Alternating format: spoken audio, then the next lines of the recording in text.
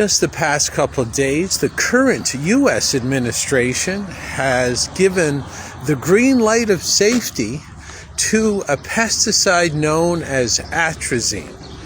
Now, this was quite the clever move by the current U.S. administration to keep one of the most dangerous pesticides in use on the American food supply. Now, I've talked about this before, that America, unfortunately, is hands down and very easy to prove the most toxic and poisoned population in the world. Now, there's reasons for that. Now, if you go back into, we'll get back to the Atrazine in a second, what it's famous for, other than being a massive poison. But if you go into the annals of mind control, MK Ultra mind control, and also look at some of the work of mind control researcher Fritz Springmeier, you will see concretely that poisoning a mind control victim weakens that victim to the point where they are very have a high potential to comply to your suggestion as the mind controller. So what this really means is that the more poisoned you are, the easier you are to put under mind control because of this, what's called your mental resilience to say no is slowly removed by the poisoning and the weakening that the poisoning causes. So if someone comes up to me right now and tries to steal my bag with what has my wallet in it, my ability to resist is based on my strength. So the stronger I am, the less likely I'm going to comply with their suggestion to hand over my bag. So I might have financial strength, which means I know if I hurt this person, I could probably defend myself in a court of law properly because I have a sort of deeper wallet than most people. I'm stronger than most people my age because I've worked out my entire life. I've practiced boxing. I've practiced Krav Maga. Basically, the strength of me as a human animal I'll be able to use my no more. So if you're weak, you don't use your no, you use your yes. And that's what mass poisoning of the population is all about.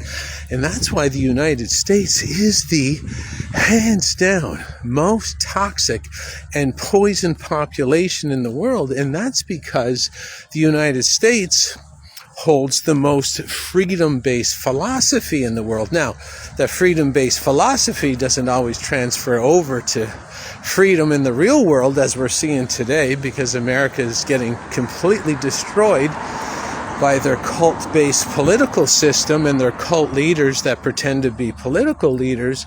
But really, if you're in the mind control business, which the rulers are, and you want to take over sort of the last stronghold of freedom, which the United States is, and it's crumbling very fast, you're going to have to poison the shit out of those people en masse over a very long amount of time to get that weakening end result that increases what's called the compliance quotient. In mind control, you get more people giving their yes to take over and tyrannical rule than giving their no. So back to Atrazine. It's a mass poison. It's proven to cause cancer, which is a pretty weakening modality on its own. It's proven to cause sexual dysfunction. It's proven to cause irregular menstrual flows, like, basically various aspects of sterility in both the male and the female. And it's the second most used and frequent used pesticide in the entire United States. It's banned over here in Europe. You can't get it over here in 60 European countries because it's so toxic. But again, connect the dots, everything that's toxic everywhere else. That's why the U.S. is the most poisoned, because it's the strongest country. It's still sort of this remaining stronghold philosophically of freedom. So they got to poison the shit out of everybody there, like to the top degree. Even poisons that are meant to poison people over here in Europe, they're banned over here. They're still allowed in the U.S. And the current U.S. administration, under the Maha brand, Make America Healthy Again, fully green-lighted Atrazine again, even though everybody brought the studies proving it, how dangerous it was. And if you go to Professor Tyrone Hayes out of Berkeley in California about 20 years ago, he found out that atrazine turns the test subjects in his animal experiments, they were reptiles, but still turned them gay, turned them homosexual. Now, isn't that, supposedly the stronghold of the Democrat philosophy? And now, so in a lot of the reports where there's some scathing reports that the current U.S. administration has given the green light to atrazine, and what you'll notice, even in these pre-planned scathing reports to make people think that your voice matters, they don't mention that this compound atrazine, one of its most famous attributes is the sexual confusion attribute, where basically it turned reptiles gay, confused them to the point where females started having sex, where masturbating with each other as females, and men doing the same, not having sex, because it's not really having sex if you're having, if you're masturbating with another male, and if you're a male, it's not really sexual intercourse, it's something else altogether. So, and when Tyrone Hayes from Berkeley, California suggested to the company that makes this pesticide called Syngenta, which actually means the sin of the genes. Can you believe that? I couldn't make this shit up if I tried. Syngenta means the sin of the genetics. Tyrone Hayes started to report his findings and said, why don't we, move the trials up to include mammals? They quickly shut down his studies, defunded him, threatened to kill him, and threatened to kill his family. And you can watch a lot of that unfold in old interviews with Tyrone Hayes, and I think there's actually some new ones with Tyrone Hayes as well. Professor Tyrone Hayes, he's a doctor of some arm of science. So, ladies and gentlemen, everything sort of remains the same. The tsunami of poisons is always after you and your family, no matter what political party's in power, no matter who you vote for.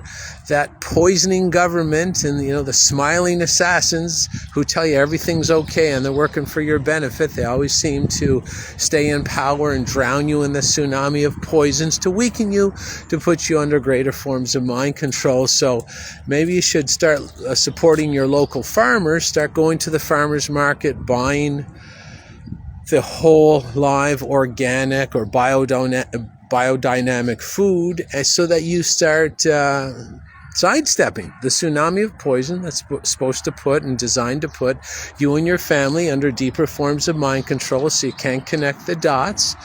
And you should start speaking about this. If you want to help these situations, you should have a topic. Gather some information on one topic at a time. Go to your local hotel once a week and start inviting people, and they can donate maybe $5 to come to pay for the rental of the conference room in the hotel. It'll start with maybe you and 10 of your friends, and will quickly grow over the year to 200 or 300 people that start understanding the snafu and the fugazi that the government and the media are perpetually putting the public in, and putting the public between the crosshairs, because, I know it's hard for you to believe that Hulk Hogan and Randy Macho Man Savage aren't really enemies, and they travel on the bus together, counting their profits, laughing all the way to the next city where they're going to put on the same show. But this red versus blue, donkey versus elephant, left versus right wrestling match should be getting a little old for you at this time. I mean, wrestling's for children, and politics is World Wrestling Federation for adults, and it's time everybody woke up. So if you want to do your part, please go out and talk about one topic at a time. Rent a hotel room, start inviting people, be precise, be honest, don't call names, don't be biased or prejudiced against one side or the other. Make sure everybody feels welcome, because this poison is for everybody. It's for people on both sides of the aisle. It's for the donkey and the elephant. And yeah, Hulk Hogan and Randy Macho Man Savage, they're not really fighting. The fake fight is for you, the audience member, and the entire drive of this fake WrestleMania political battle. It's the same as any business. It's to line their pockets, and everybody's laughing to the bank except yourself. So this is Jason Christoff signing off. Have a great day.